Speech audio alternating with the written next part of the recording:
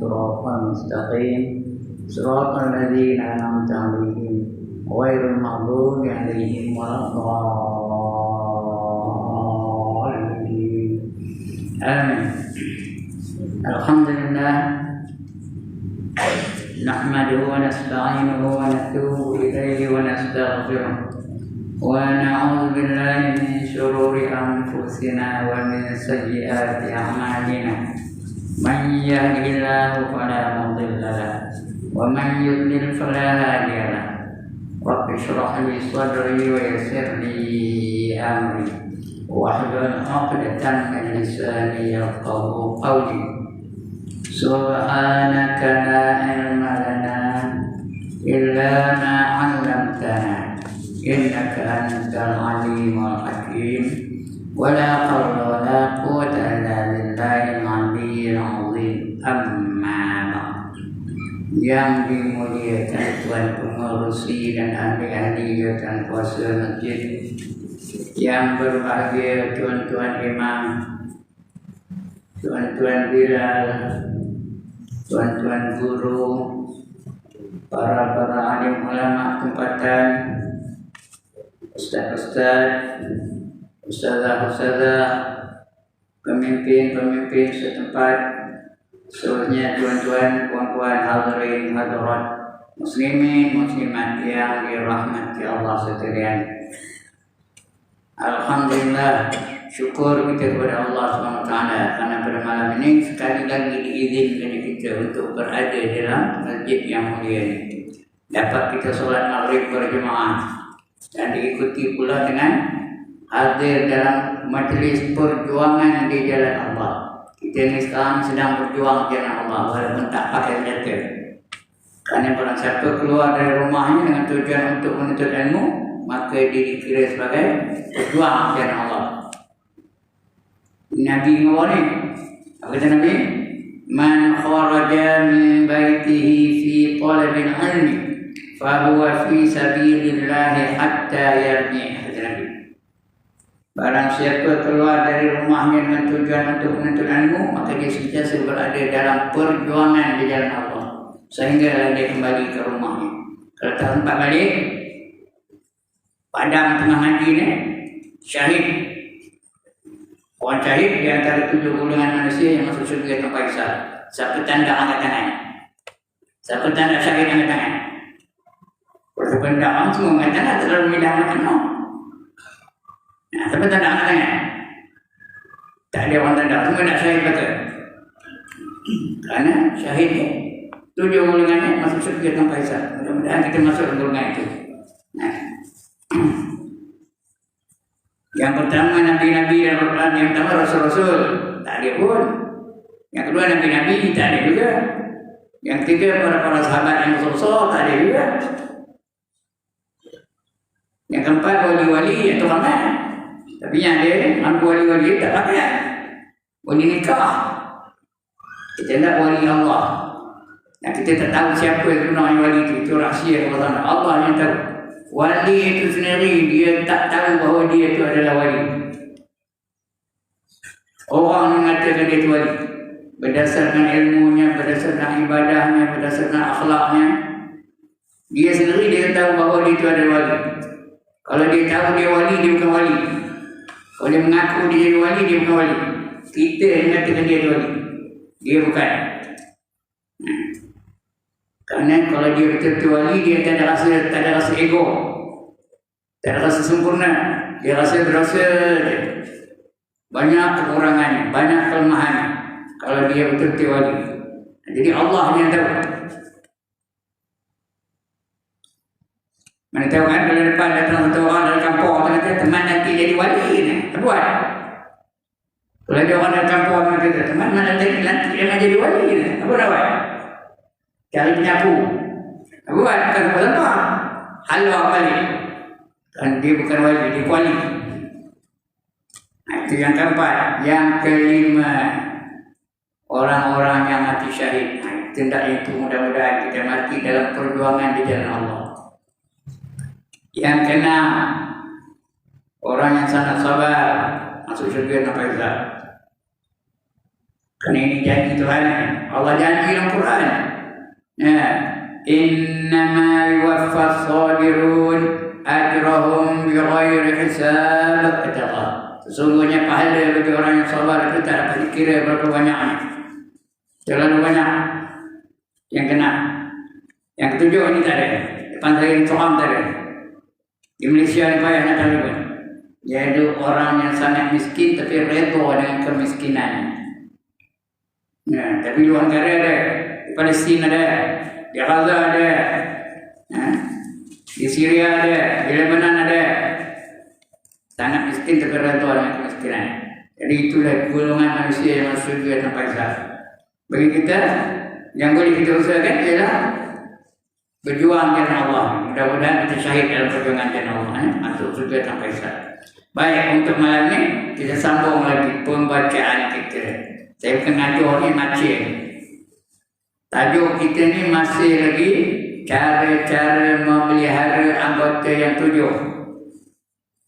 Kita Allah anugerahkan 7 anggota.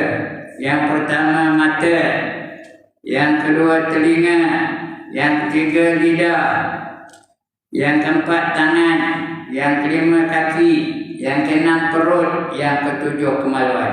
Kita dah bicara yang ketiga, mata dah habis, telinga dah habis. Sekarang sedang berbicara macam mana nak jaga lidah kita tu. Cara menjaga lidah supaya tidak berdosa. Lidah kena jaga betul. Lidah kalau berdosa lidah, betul. Di antaranya jangan apa? Cakap bohong. Sudah kita baca dulu. Jangan cakap bohong. Jangan nipu. Jangan ngacik. Cakap dia benar. Yang pertama. Yang kedua, jangan berjanji kalau tak boleh tunaikan janji. Jangan mungkir janji. Yang kedua. Sudah kita baca juga dah. Yang ketiga, jangan mengumpat. Sudah baca juga. Jangan mengumpat. Yang keempat, jangan bertengkar-tengkar. Berbahas-bahas. Ambil negang orang leho. Yang kelima, jangan melaknat apa-apa. Jangan melaknat alam ni. Jangan melaknat hari ini hujan ke orang jangan melaknat hujan. Itu yang yang kelima. Jangan melaknat.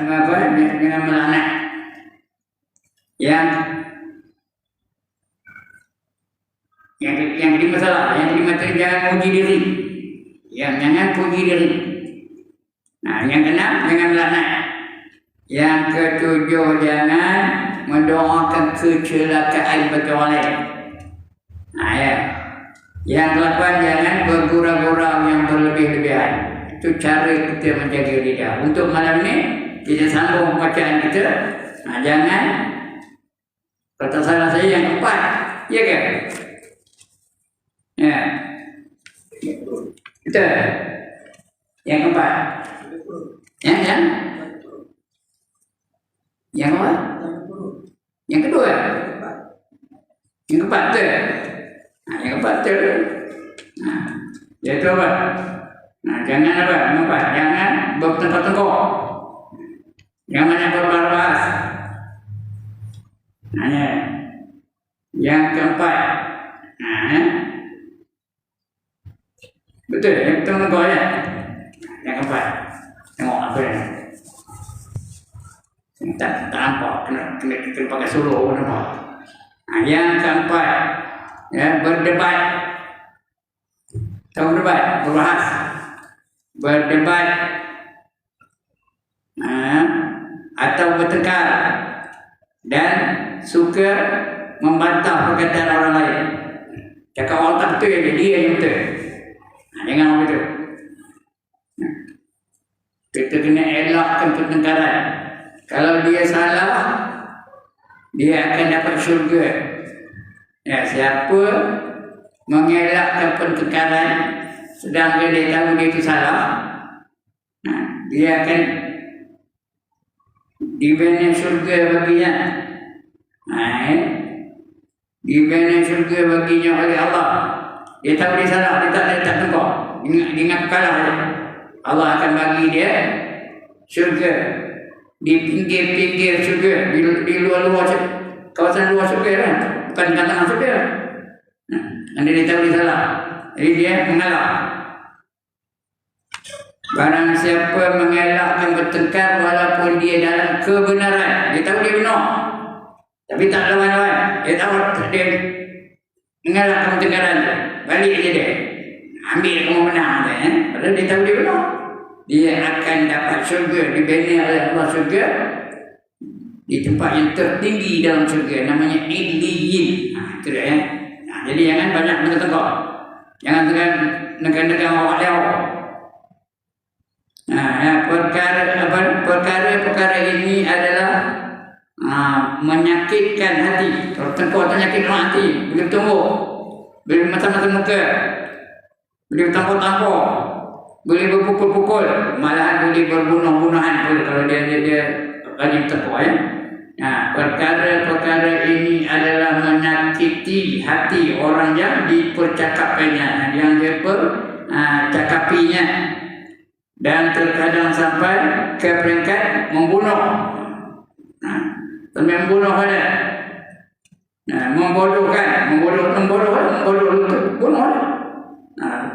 Sampai ke peringkat membodohkan atau menyentuh hal-hal pribadinya, sampai menghina. Kan nak kemenangan aja, bukan nak kebenaran, nak tengkar aja. Jadi membodoh kamu ni, bingung kamu ni, pangan kamu ni, tengin kamu ni, tak guna kamu ni. Datuk apa tak guna? Orang itu marah. Malah dia dihina. Saya pun marah kalau dia orang menghina saya.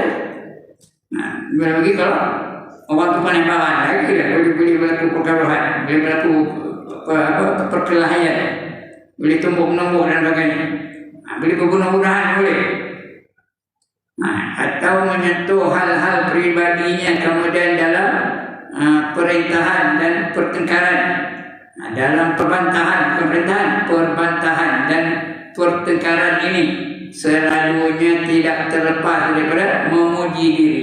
Kalau dia biasa memuji diri dia, kau memang tahu, aku tahu dah apa dulu aku. Aku ni PhD tau, doktor filsafat. Kau tak kenal aku. Dia sampai memuji diri. Jadi menghina orang lain, dia puji diri dia, menghina orang lain. Kerana nak bertengkar, dia nak menang je. Bukan nak cari kebenaran, dia nak menang je. Tidak terlepas daripada memuji diri sendiri. Puji diri sendiri itu masuk bakul angkat sendiri. Itu takabur. Takabur itu satu sifat yang sangat dimurkai oleh Allah. Takkan masuk syurga orang yang ada sifat takabur dalam diri itu walaupun sebesar biji sawi. Tak akan dapat masuk syurga.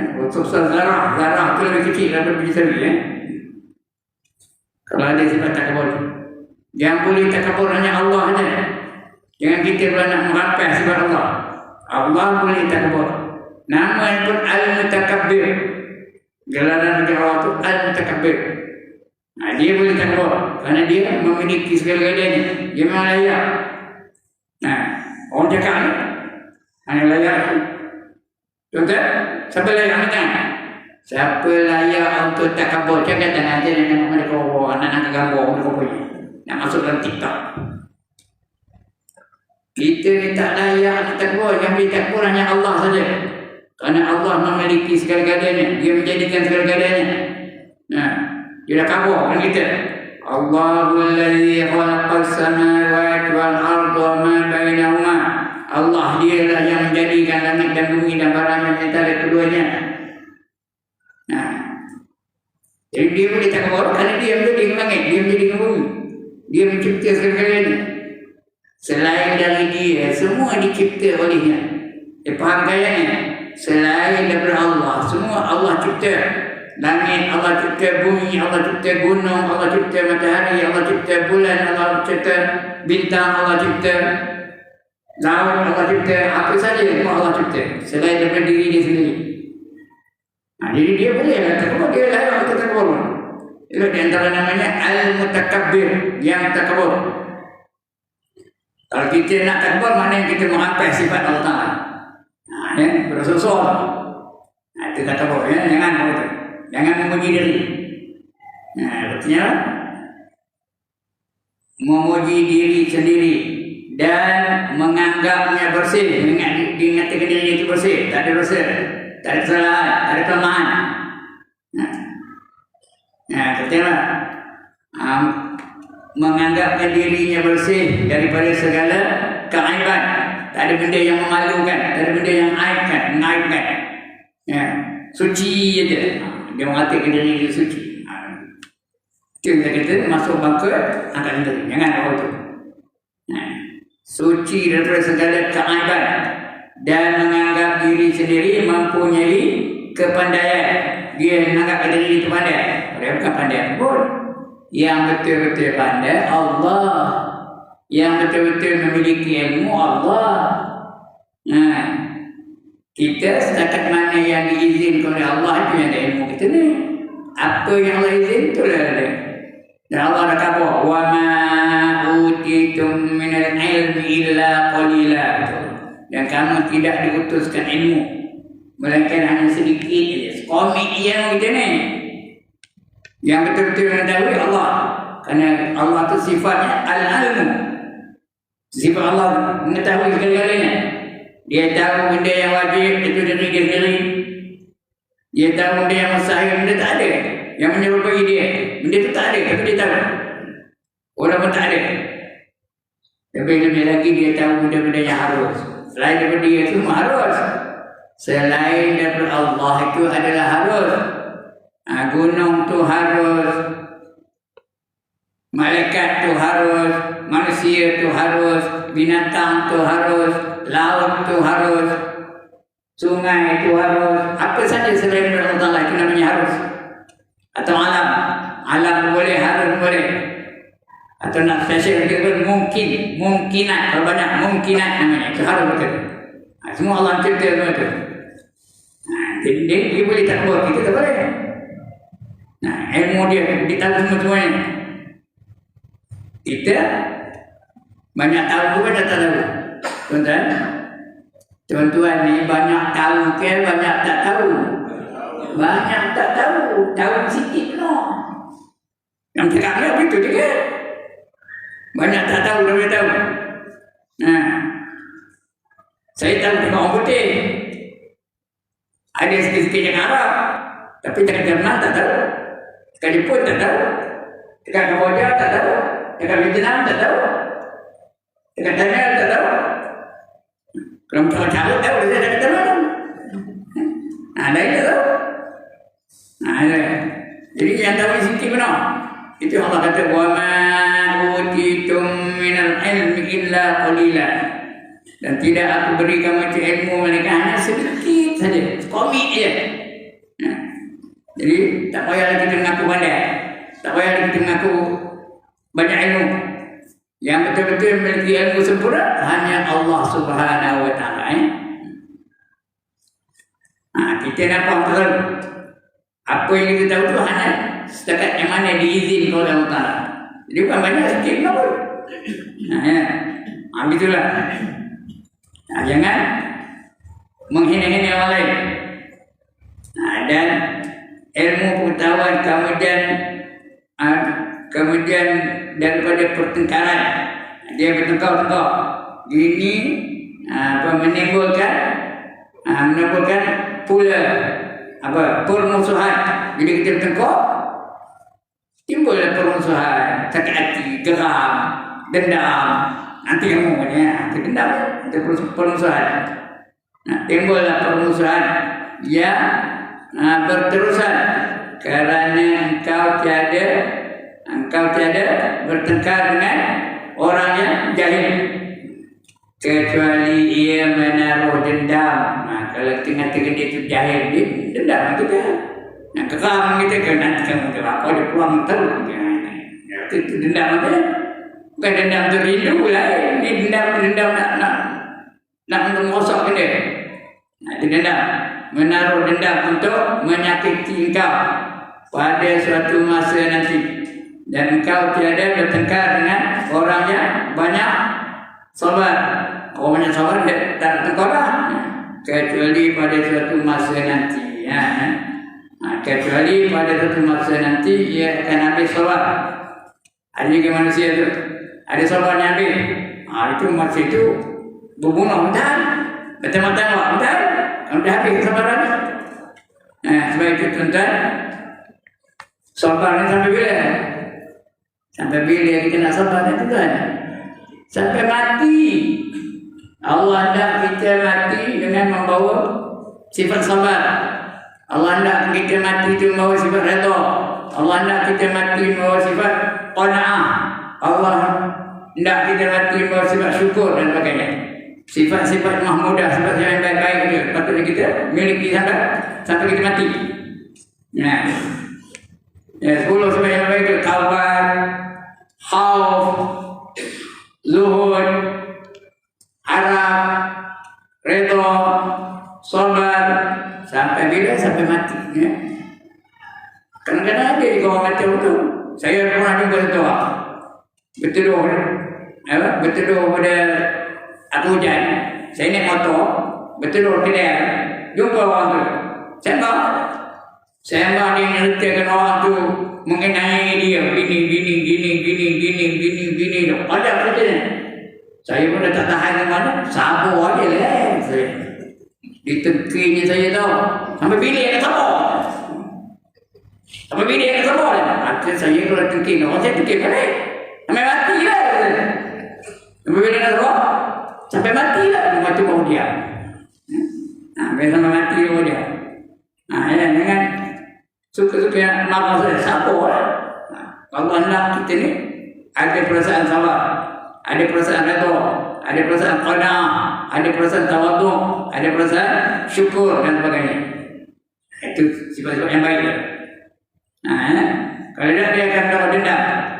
Tengoklah, ia menaruh dendam untuk menyakiti kau pada suatu masa nanti, dan kau tiada bertengkar dengan orang yang banyak sabar kecuali pada suatu masa nanti. Ia akan habis sabar. Kalau kita tengok dia hilang sabar, dan akan marah kepadamu, dan akan timbul bantah-bantah, akan timbul benih-benih kedengkian, akan timbul benih-benih kedengkian dan mati. Dengki ni satu sifat yang paling buruk. Hasad, dengki.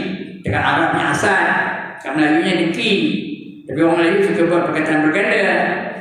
Ada tak?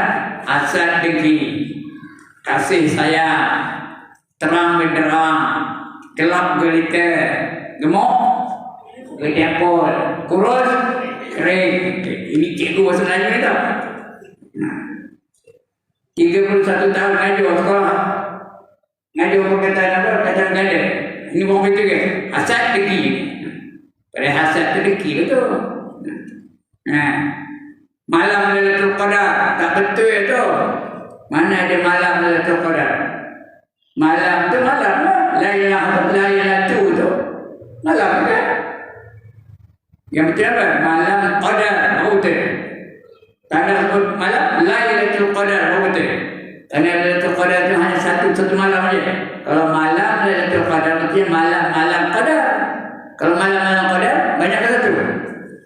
Malam Qadar banyak ke satu? Banyak. Padahal Lailatul Qadar berapa malam? Hanya ada satu malam saja. Tapi orang lain selalu komputer. Selalu sebut malam Lailatul Qadar. Kita ada sebut itu. Ada yang kita malam Lailatul Qadar. Semua tak betul tu. Nak sebut malam Qadar. Tak nak sebut malam, sebut Lailatul Qadar. Jangan dulu sebut. Itu dah. Ini apa tu? Tapi orang lain semua komputer lah. Kadang-kadang benda tak patut sebutnya. Ulama. Seorang orang kata yang ulama. Padahal kalau seorang beralim. Ini seorang kata yang ulama. Ustaz Wahab tu adalah ulama. Padahal dia seorang je. Ulama tu ramai. Jamak. Plural. Faham ke ni? Kalau seorang alim, ini bagi ulama. Arwah banyak. Ya, arwah Partinya kami ya. Arwahnya tak ini sini apa betul?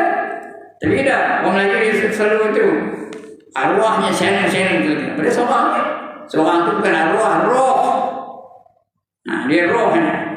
Ila ruhil marhum, sharing apa betul? Dengan arwah terama. Begitu ulama mana? Arifin mana? Tapi orang Melayu ada tak nama Arifin?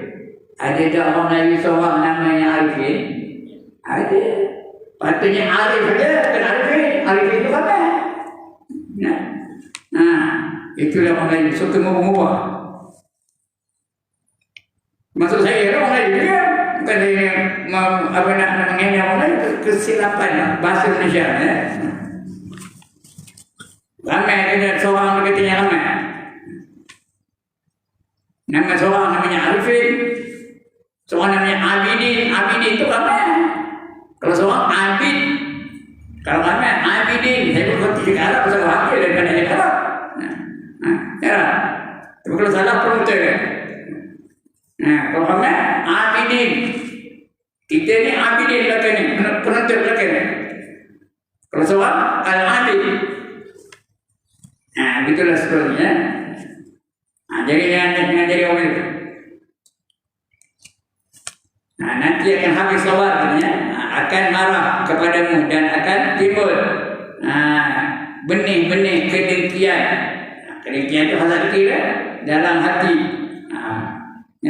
Oleh itu Rasulullah SAW perintahkan atau pernah bersabda apa kata?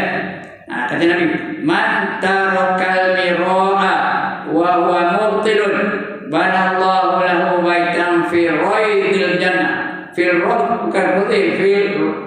rabbil jannah wa man tarakal mira'a wa huwa muhibbun banallahu lahu baitan fil a'lal jannah.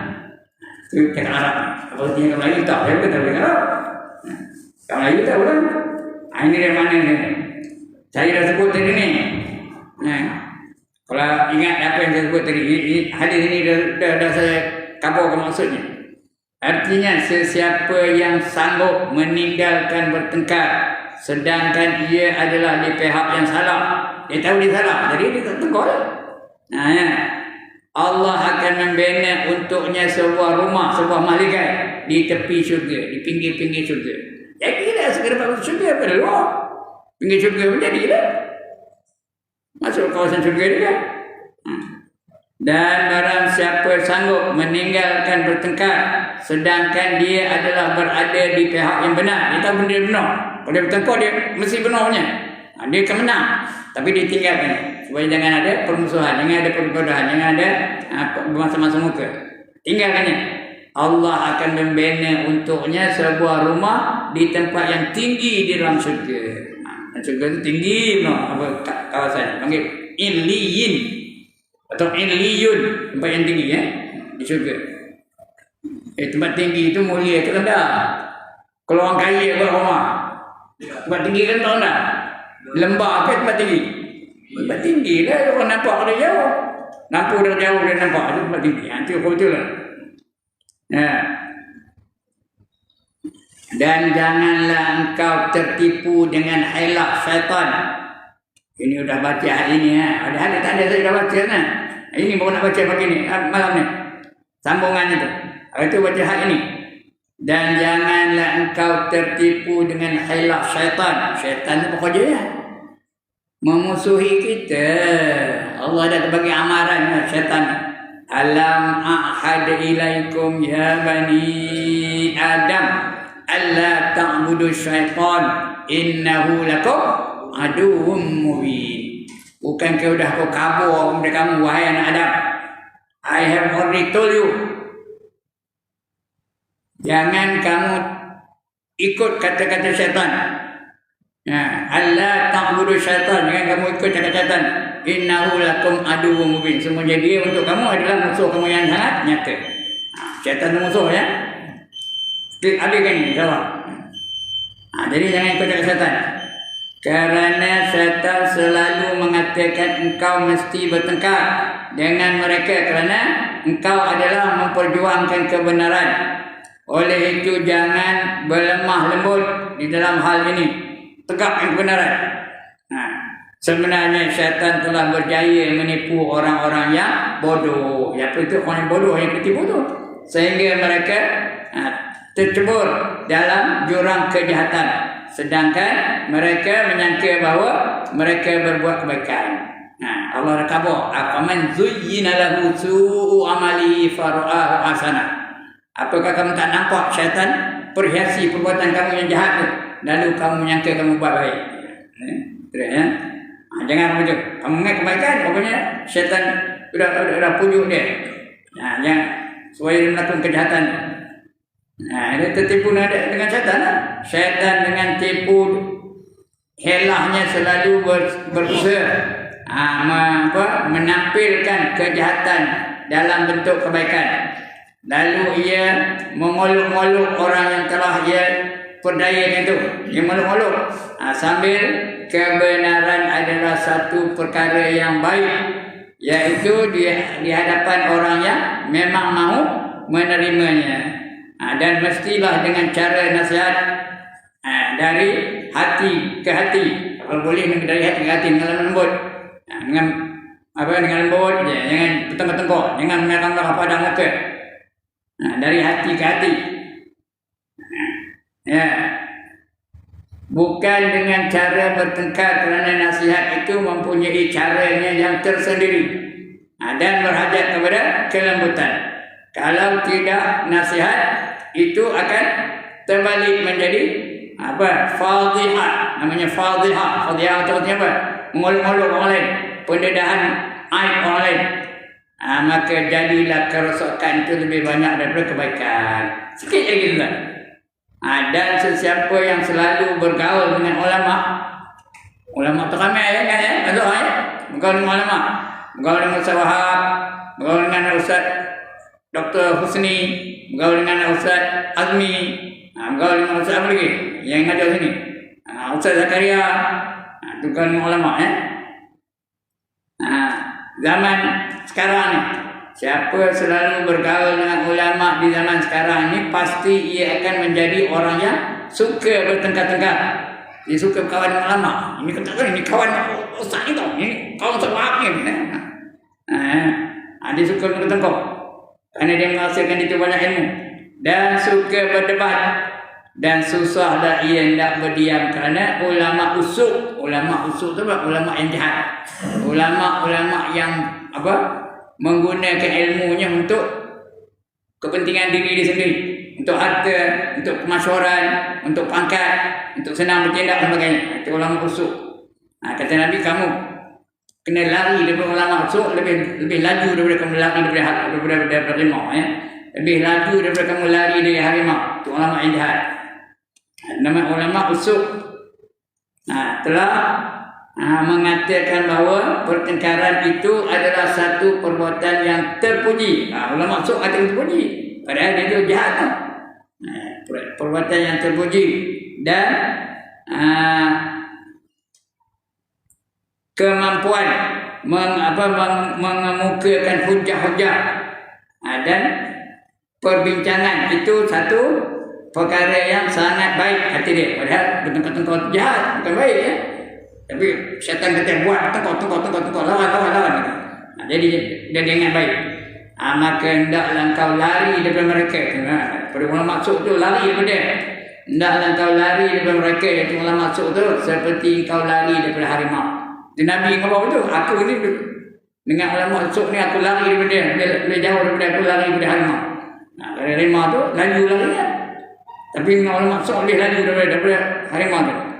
Dan ketahuilah bahawa pertengkaran itu adalah salah satu di antara perkara yang menyebabkan kemurkaan Allah. Kalau kita bertengkar, dia je marah. Tapi kalau Allah marah sekali, kita bertengkar dan marah, dia memang marah kita. Allah pun marah kita. Macam? Lagi bertindih-tindih kemarahan. Dia marah kita, Allah pun marah kita. Jadi mana lebih teruk? Marah Allah ke marah dia? Marah Allah lagi teruk ya kan? Dengan cari-cari kemarahan Allah Ta'ala. Nah, adalah satu antara perkara yang menyebabkan kemurkaan Allah Ta'ala dan menimbulkan kemarahan manusia. Manusia marah ya. Itu betul-betul kuat. Yang kelima, suci diri sendiri, memuji diri sendiri. Itu akan datang bulan depan ya. Memuji diri sendiri. Akulah ustaz yang paling terang. Akulah imam yang paling baik. Akulah pentadbir yang paling baik. Puji diri sendiri saja. Masuk baka, angkat sendiri. Itu bulan depan kita baca ya. Jangan kita jadi orang itu. Itu sifat mazmum, sifat yang dikeji. Baik, cukup sekarang itu, tuan-tuan dan puan-puan. Sebelum saya tutup, ada siapa-siapa nak bangkang? Saya. Bangkang? Anda bangkang? Kalau di funding tadi. Iya, reading buat kita. Sebenarnya ikut ini. Sini apa anda? Tempat menjaga perut. Macam mana juga? Hah? Dia salah. Saya kata dia ni. Betul.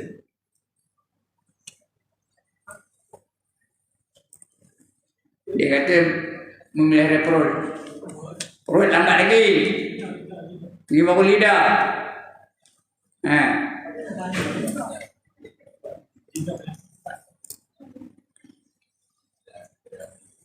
Malam ni kita memelihara lidah. Perut lambat lagi. Ya. Mula-mula mata, betul telinga, betul lidah. Ya, lepas lidah baru tangan, kaki. Itu baru perut. Banyak lagi cerita perut ni. Ya. Alright.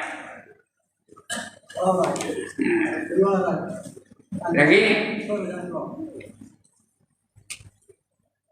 Habis?